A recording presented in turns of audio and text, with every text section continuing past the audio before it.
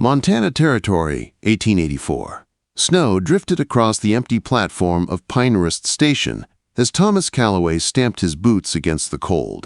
He was 26, with hands tough as leather and a heart that had forgotten what hope felt like. The wind howled through the mountains, cutting through his coat and stinging his face, but he didn't move. He'd been waiting there for hours, too stubborn to leave and too nervous to admit why he was really there. "Train's running late again," the old station master muttered, barely looking up from his telegraph. "Christmas weather's slowing everything down." Thomas nodded, his breath fogging the air. He told himself he was just there to pick up supplies. That's what he'd said out loud, but it wasn't the truth. The truth was folded up inside his coat pocket, 3 months of letters from a woman he'd never met, Naomi Lawson, 22 years old. From Philadelphia. She'd answered his small advertisement in a paper out east, and somehow, through ink and hope, she'd found her way into his thoughts. He told himself it was just practical. A mail-order bride arrangement was a sensible thing for a man alone. But lately, every time he saw her handwriting, his chest ached with something he couldn't explain. The sharp whistle of the train sliced through the wind, echoing down the valley. Thomas straightened, brushing snow from his hat. His heart kicked in his chest like a startled horse. Steam rolled across the platform as the locomotive slowed to a halt. Passengers stepped down one by one, their voices lost in the hiss of the engine. For a long moment, Thomas thought maybe she hadn't come. Then, through the cloud of white, he saw her. Naomi Lawson stood at the steps of the passenger car, clutching a small carpet bag. Her blonde hair was pinned neatly beneath a blue bonnet, her eyes wide as she looked around the frozen station. She was smaller than he imagined, but there was something steady in her gaze that made the world around her seem still. Their eyes met across the platform. For the first time in years, Thomas forgot about the cold. "Mr. Callaway?" she asked softly as she stepped forward. "Miss Lawson," he replied, tipping his hat. "Welcome to Pinehurst." Her lips curved into a shy smile, and something in Thomas's chest shifted. He'd been waiting for a woman he'd only known through words, but standing there in front of him was someone real, someone whose courage had carried her across a continent. "I was beginning to fear you might not come," she said, her breath misting in the air. "I gave my word," Thomas answered, his voice low. They loaded her trunks into the wagon together. Naomi glanced around at the snow-covered hills and tall pines surrounding the small town. "It's beautiful," she said. "It can be harsh," Thomas warned. "Winters here test even the strongest." "I didn't come all this way looking for ease," she said, meeting his eyes. "I came seeking a future." Her words caught him off guard. Most people he met wanted comfort or security, but this woman, standing in the biting wind, spoke with quiet conviction. As she climbed into the wagon, Thomas felt something stir that had been asleep for too long, a fragile kind of hope. The road to his homestead wound through snowy hills and frozen creeks. Naomi didn't complain once. She held her shawl tight and watched the land as if trying to memorize it. When the cabin finally came into view, a small log home tucked beneath the mountains, Thomas felt strangely proud.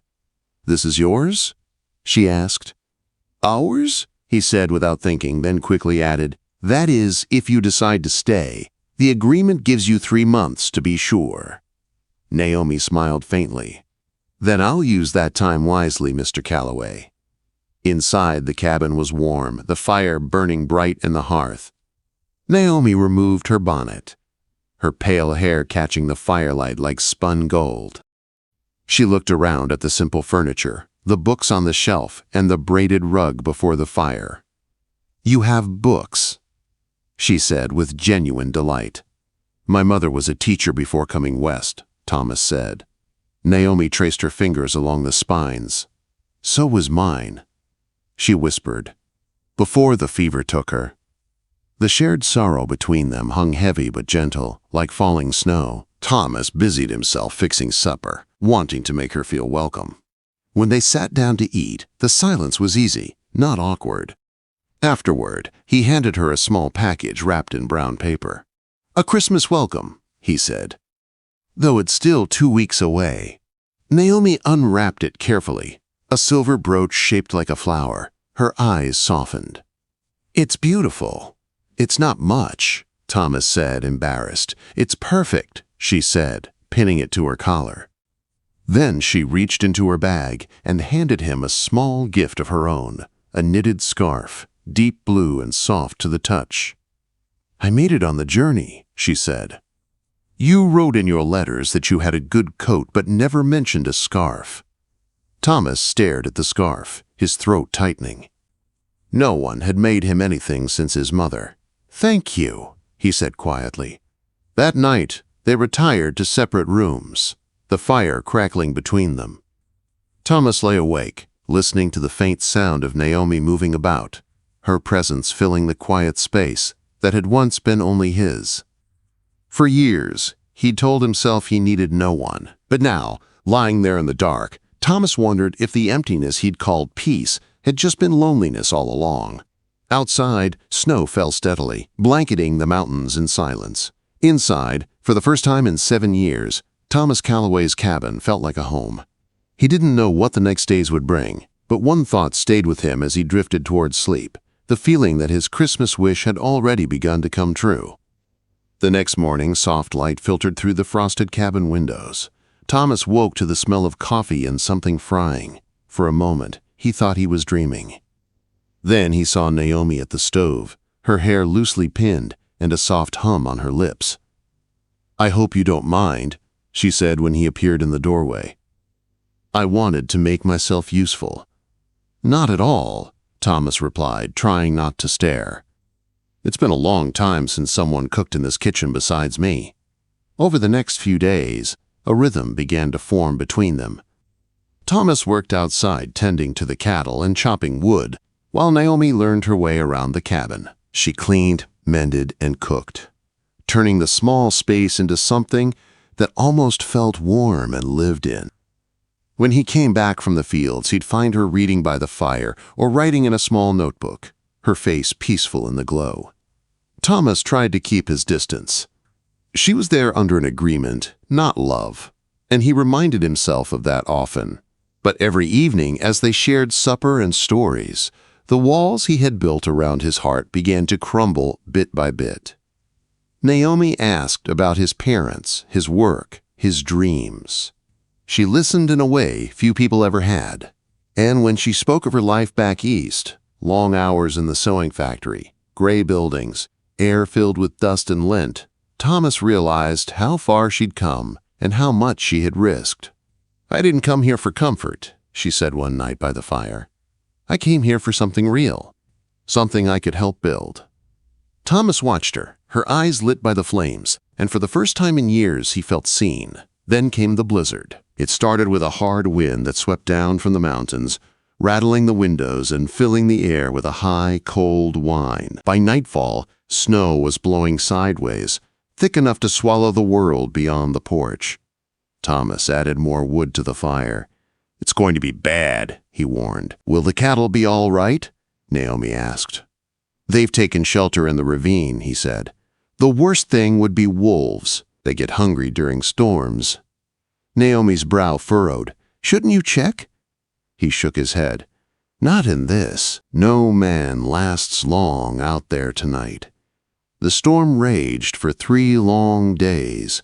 Wind screamed through the trees, and snow piled high against the door. Inside, the cabin was warm but tense.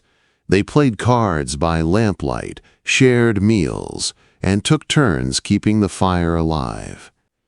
It was strange, the comfort Thomas found in her presence, even as the world outside turned white and wild. On the 3rd evening, Naomi looked up from her sewing and asked, "Why did you send for a bride, Thomas? You're young, strong, and capable. Surely you had other choices." Quote. Thomas hesitated, setting his cards down. "There's a settlement south of here. I've met the women there at gatherings, but none of them." He paused, searching for the right words. "None of them wanted this life." "Not really. My parents built this place together. They worked side by side. I wanted someone who'd choose this life knowing how hard it can be." Naomi's eyes softened.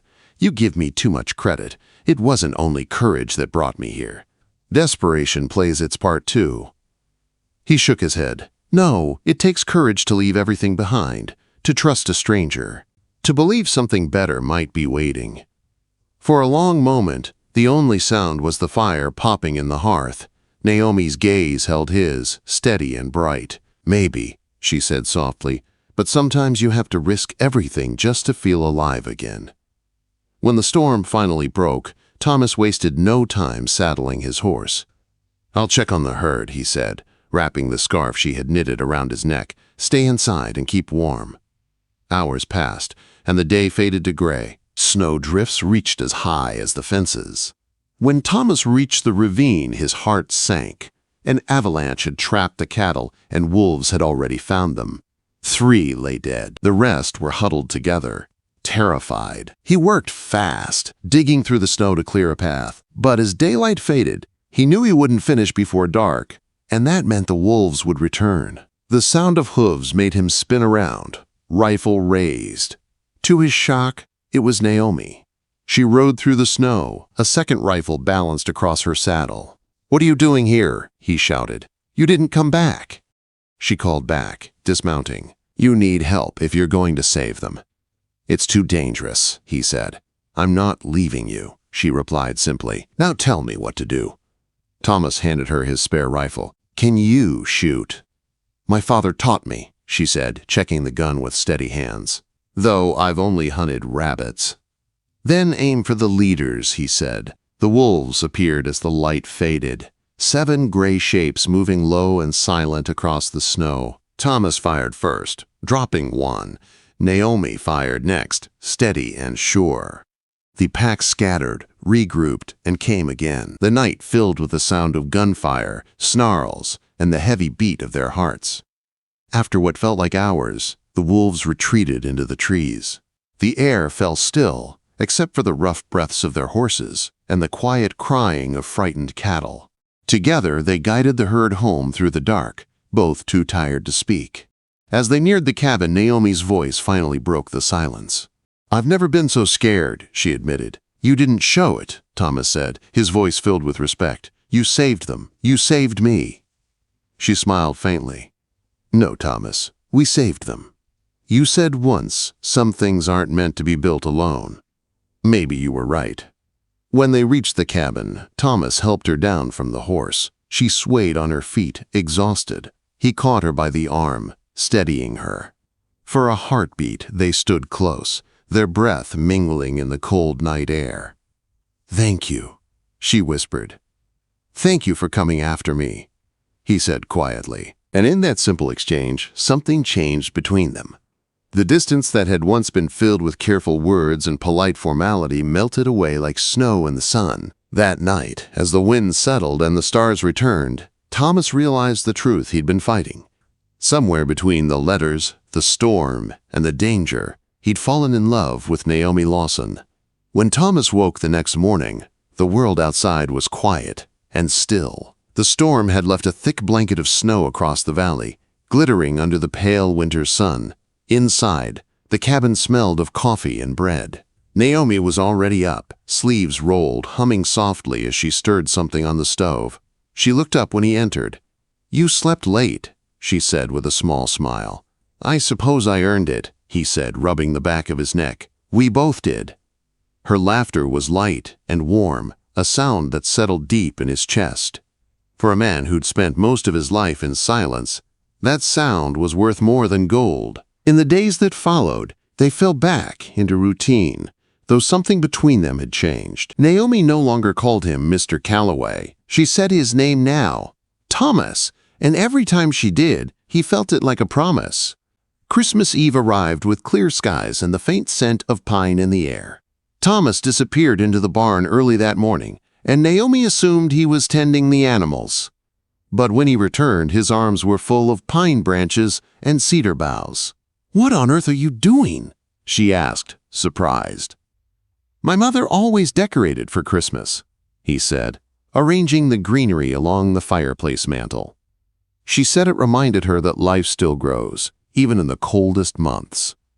Naomi's eyes softened. My mother used to say the same. For a while, neither spoke. They worked side by side, hanging bits of green until the cabin smelled of the forest. It was simple, but when they lit the lamps and the fire glowed across the walls, the place looked almost magical. That night, Naomi cooked the best dinner their supplies would allow: venison stew, boiled potatoes, and a small cake she'd somehow managed to make from flour and dried fruit. They ate slowly, grateful for warmth, for peace, and for each other's company. "I have something for you," she said once they'd finished eating. She reached beneath the table and handed him a small parcel tied with string. Thomas opened it to find a leather-bound journal. Inside, the first few pages were already filled with neat handwriting. "It's a record of the cattle," Naomi explained. "Their markings, ages, breeding notes. I've been keeping track since I arrived. I thought it might help when the herd grows." Thomas stared at it, humbled. It's exactly what I needed." "Partners should help each other," she said simply. He smiled and reached for a small wooden box he had hidden under the table. "Then I have something for you too." Inside the box lay a folded deed, the official title to his land, newly amended. Naomi read it once, then again, her breath catching. "Thomas, my name is on this." Quote, "It's our home," he said, his voice steady. "If you choose to stay, everything we build will belong to both of us. Equal partners." Tears glistened in her eyes. "Thomas, I already made my choice the moment I stepped off that train." For a long time, neither spoke. The fire popped softly, and the winter wind pressed against the windows. Then Thomas moved closer, kneeling beside her chair. "Naomi Lawson," he said quietly, "will you marry me? Not because of some agreement, but because you've turned this cabin into a home. Because I believe God sent you to me as an answer to a prayer I didn't even know I'd made." Her voice trembled, but her answer was clear. "Yes, Thomas Callaway, I will." When he kissed her, it wasn't rushed or uncertain. It was a promise, a beginning. They married on New Year's Day. The preacher rode in from the next settlement despite the snow, and neighbors came from miles away just to see the young cowboy who had finally found love. Naomi wore a simple dress trimmed with lace, her mother's brooch pinned at her collar. Thomas stood tall beside her, looking at her like she was the only thing in the world worth seeing. That night, after the guests left and the cabin grew quiet again, Thomas held her close by the fire. "You made my Christmas wish come true," he whispered. She smiled against his chest. "What was your wish?" "That someone would step off that train and make me believe in love again." Spring came early that year. The snow melted into bright streams that ran down the mountainsides, and the pasture turned green. Naomi's garden flourished beside the cabin, rows of beans, carrots, and corn growing strong under her care. Thomas expanded the barn, and together they raised fences, mended roofs, and planned for the future. By the time summer rolled in, their small ranch had doubled in size. They laughed more, worked side by side, and dreamed together about what was to come. On the first anniversary of her arrival, Thomas took Naomi to the ridge above their land. The valley stretched out below them, the fields golden in the late afternoon light. "Sometimes I can't believe how much we've built in just a year," she said, her voice full of wonder. "I spent 7 years just surviving," he said. "You showed me what living really means."